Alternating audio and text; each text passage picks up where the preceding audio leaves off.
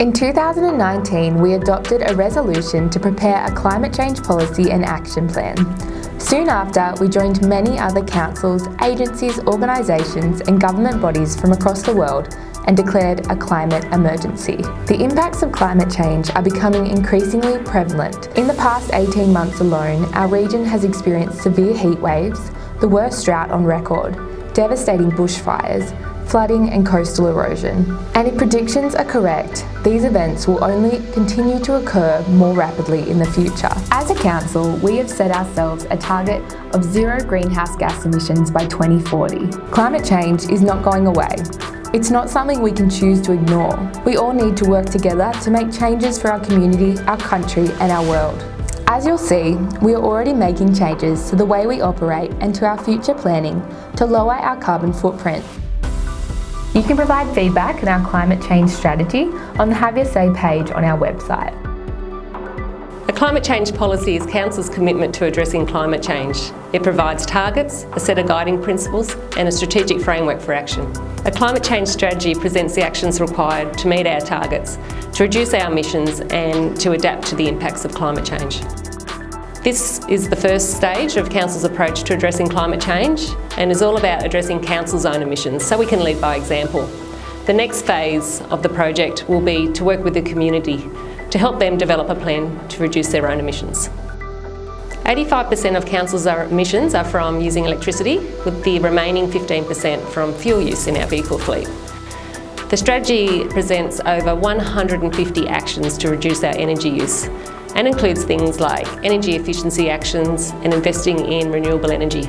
Council has a target of 100% renewable energy by 2040.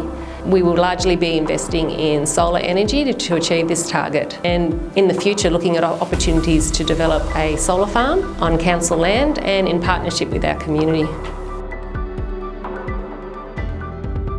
Whilst we've been talking about a climate emergency of late, climate change really has been fundamentally part of our water and sewer businesses for a long time. They've been really considerate of that in their long-term planning. Over the last 20 years, we've been developing the Nabiac water supply scheme.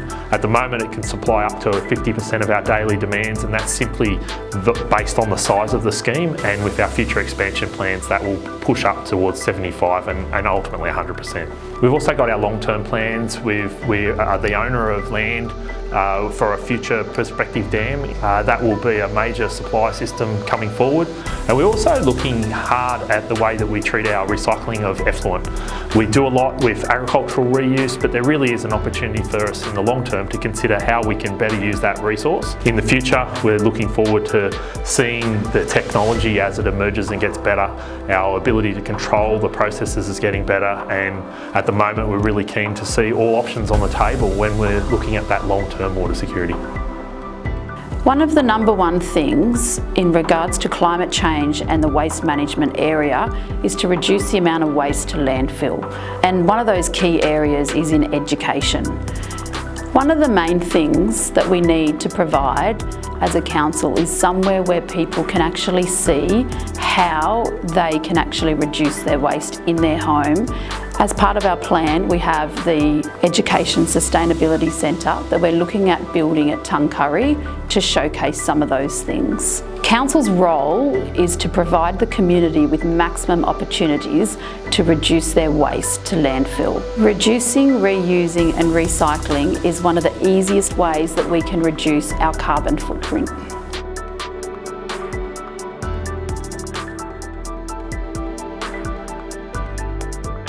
When we were designing the building, the councillors chose to put solar panels on the roof. They wanted to do this in order to reduce cost and also to reduce our carbon footprint.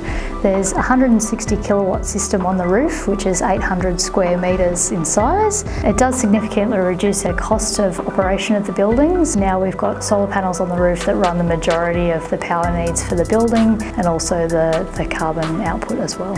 When making decisions about this building, environmental considerations were always at the forefront of our mind. Some of the other sustainability initiatives that we used in the building are things like rainwater tanks that we reuse the rain off the roof in our toilets and to water our gardens. We also have 4 electric vehicle charging points. We've also used water efficient appliances throughout the building, as well as low energy appliances. We've used LED lighting, which is far more energy efficient than your traditional lighting. We also did extensive planting inside the alfresco area and outside. We planted over 13,000 native plants. It's clear that the longer term future is going to be that our council vehicles, the really drivable vehicles, and I'll talk about our council fleet, are going to not be able to use fossil fuels in the future.